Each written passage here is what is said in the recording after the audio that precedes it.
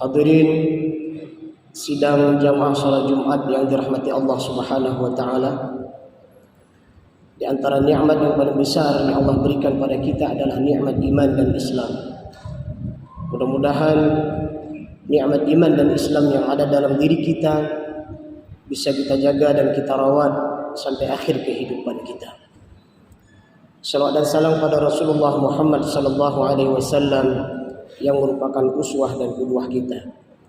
Mencintai Rasulullah selama dalam perjalanan kehidupan kita, mengamalkan sunnahnya, mudah-mudahan kelak kita di antara umatnya yang mendapatkan syafaat dari beliau. Amin ya rabbal alamin.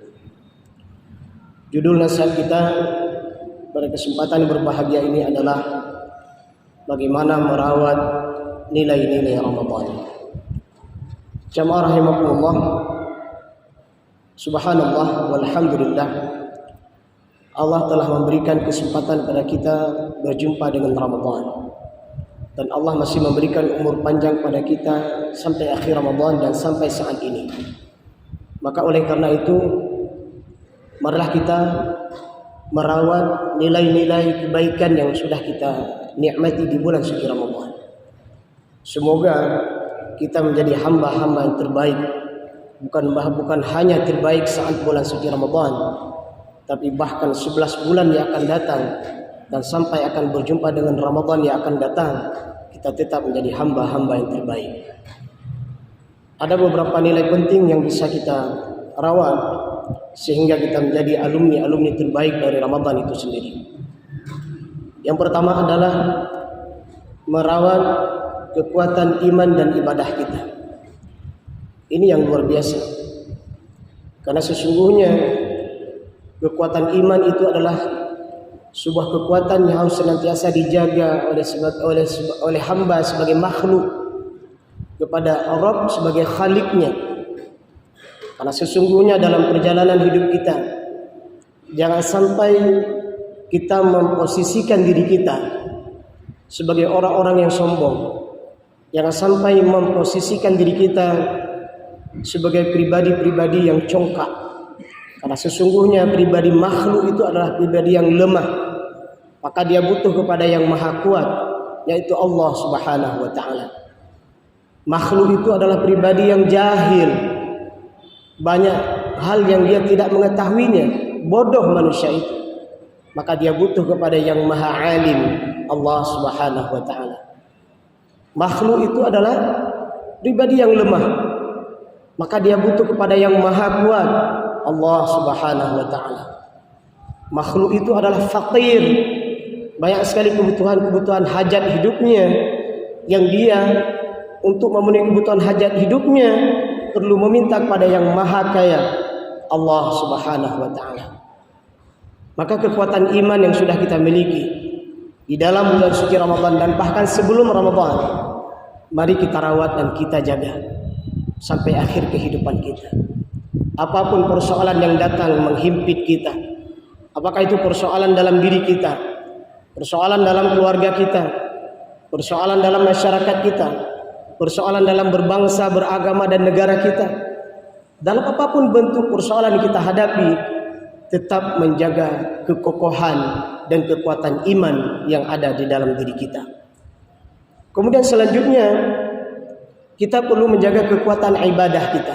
Masya Allah, di bulan suci Ramadan bukan hanya ibadah wajib yang kita laksanakan, ibadah-ibadah sunat kita tingkatkan, dan ini kita jaga dan kita rawat. Karena sesungguhnya antara iman dengan ibadah dua hal yang tidak bisa dipisahkan. Kekuatan iman akan lahir ketika kita bisa melaksanakan nilai-nilai ibadah, dan ibadah itu pun akan mantap bila diiringi dengan kekuatan iman yang kuat. Sehingga dalam sebuah hadis Rasul bersabda, al-imanu yazidu wa yanqus, yazidu bil ta'ah wa yanqusu bil ma'siyah.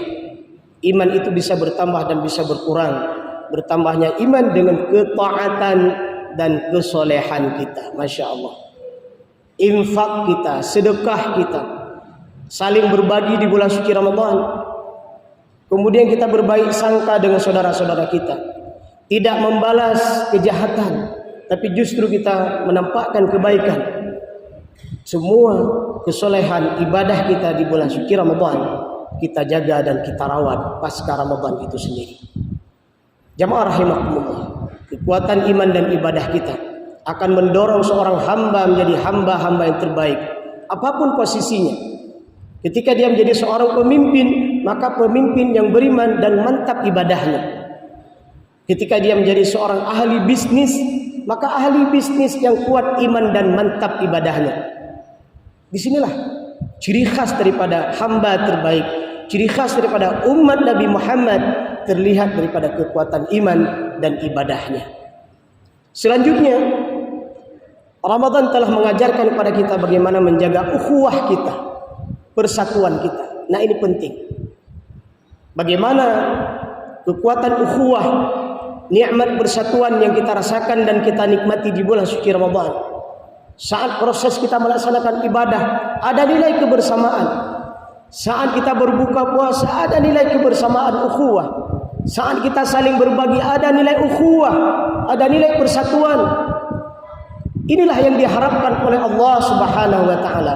Inilah yang diharapkan oleh Rasulullah sallallahu alaihi wasallam. Dan ketahuilah, ukhuwah yang akan membawa kita langgeng di akhirat tidak lain adalah ukhuwah imaniyah. Sebagaimana Allah berfirman, al-akhilla yauma idzin ba'dhum li ba'dhin adu illa al-muttaqun. Sesungguhnya pertemanan, kedekatan, persahabatan, persatuan dan kesatuan, apabila semua itu bukan karena nilai takwa, maka mereka akan saling bermusuhan. Maka ukhuwah yang diharapkan di sini adalah persatuan, yang diharapkan di sini adalah persatuan dalam bingkai keimanan dan ketakwaan pada Allah Subhanahu wa taala. Sebagaimana Allah juga berfirman, wa ta'awanu 'alal birri wat taqwa wa la ta'awanu 'alal itsmi wal 'udwan. Saling membantulah kalian dalam hal-hal kebaikan dan ketakwaan, dan jangan saling membantu dalam hal kemaksiatan dan permusuhan. Jamaah rahimakumullah, ukhuwah ini akan terpelihara dan terjaga manakala kita memiliki hati yang bersih. Tidak sedikit ukhuwah itu akan retak, ukhuwah itu akan pecah ketika mereka tidak memiliki hati yang bersih. Hati yang bersih dimasukkan di sini adalah dalam bingkai keimanan. Siapapun saudara kita yang telah mengucapkan kalimat syahadatain, asyhadu an la ilaha illallah wa asyhadu anna muhammadar rasulullah, itu adalah saudara-saudara kita. Kita harus menjaga kehormatannya, menjaga harga diri dan keluarganya. Kita harus menjaga darahnya, artinya tidak membunuh. Kita harus menjaga berbagai macam kebaikan yang dimiliki oleh saudara-saudara kita, karena sesungguhnya saudara kita itu adalah diri kita juga. Sehingga Rasulullah SAW menyebutkan, orang yang mencintai orang lain sebagaimana dia mencintai dirinya sendiri, dia adalah pribadi seorang mukmin dan seorang muslim. Jamaah rahimakumullah. Selanjutnya, nilai Ramadan yang harus kita rawat dan kita jaga adalah kedekatan kita ke masjid. Masya Allah. Sebelum sahur kita sudah ke masjid, dan itu kita nikmati 1 bulan penuh.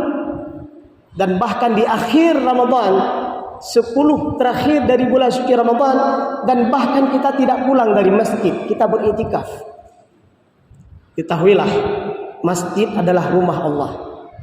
Siapapun yang datang ke sana, dia akan mendapatkan ketenangan. Siapapun beriktikaf di sana, dia akan mendapatkan kedamaian. Yang membaca ayat Allah walaupun hanya beberapa ayat, dia mentadabbur ayat-ayat Allah walaupun hanya beberapa ayat. Apa kata Rasulullah? Tidaklah mereka yang duduk di masjid wa yatadarasunal Quran, mereka tadarus Al-Quran, merenungkan ayat-ayat Al-Quran, Allah berikan ketenangan kepada pelakunya. Allah berikan ketenangan pada tempat itu. Allah sebutkan nama mereka kepada makhluk yang mulia. Allah turunkan rahmat kasih sayang kepada mereka. Dan dalam hadis Rasulullah menyebutkan, ketika engkau melihat orang mukmin bolak-balik ke masjid karena kerinduannya, saat dia pulang ke rumah ada kerinduan lagi untuk ke masjid, maka Rasulullah mengatakan wa huwa mu'min. Dan dalam hadis Rasulullah menyebutkan, orang yang seperti itu adalah di antara hambanya yang mendapatkan naungan di hari akhirat nanti. Tidak ada naungan kecuali naungan dari Allah Subhanahu wa ta'ala. Untuk apa kita hadir ke masjid di samping kita melaksanakan sholat 5 waktu berjamaah?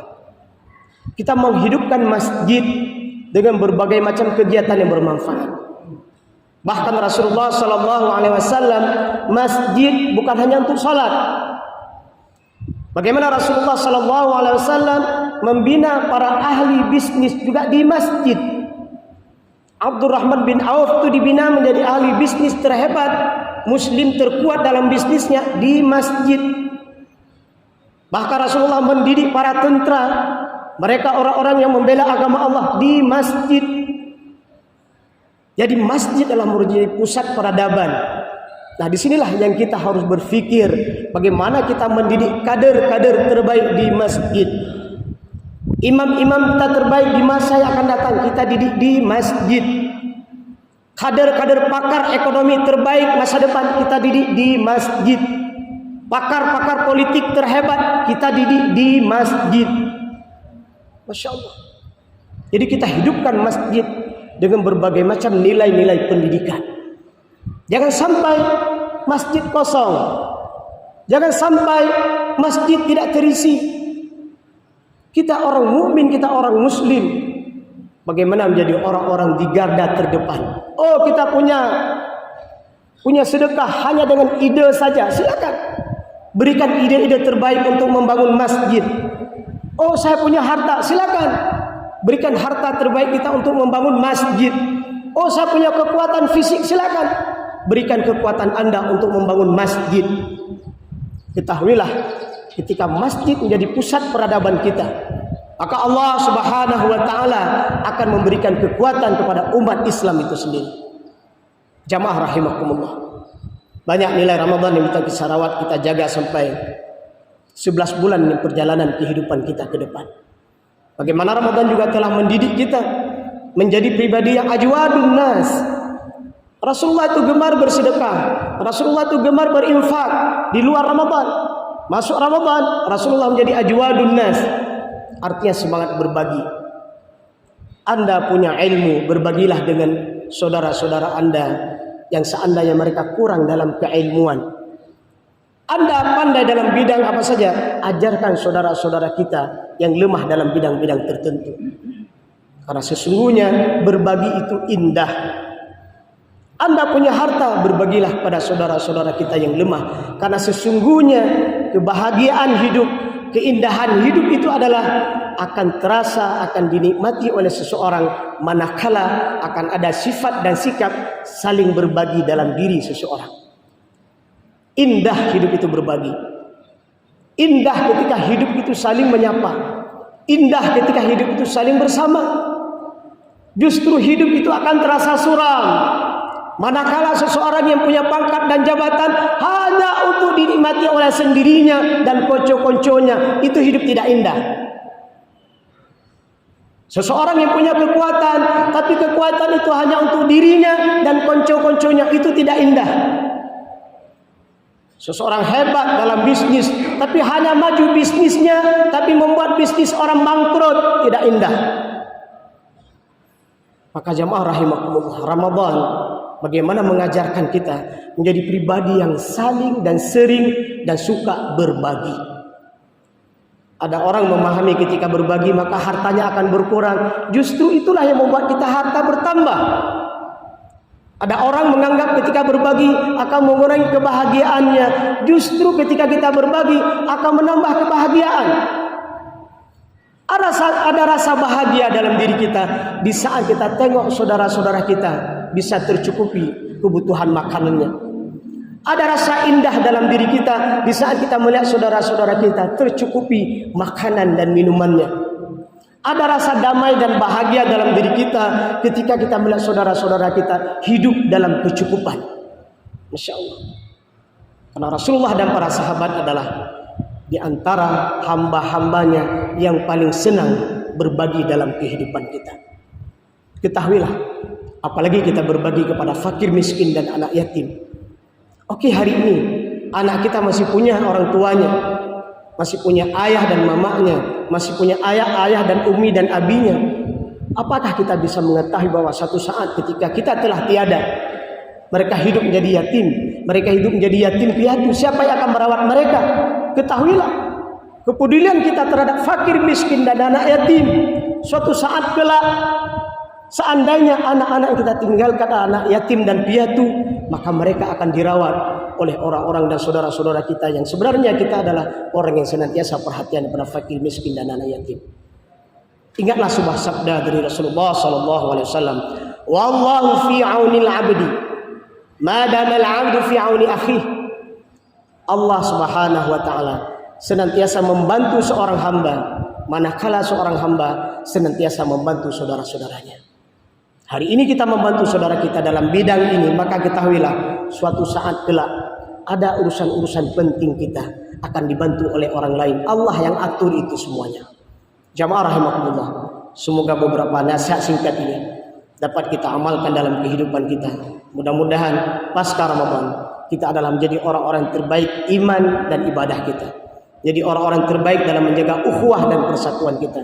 Menjadi orang-orang terbaik saling berbagi, saling mencurahkan kasih sayang. Dan ketahuilah, tidaklah orang-orang yang seperti itu Allah berikan rahmat dan nikmat pada mereka, bahagia di dunia dan insya Allah bahagia di akhirat nantinya. Semoga bermanfaat.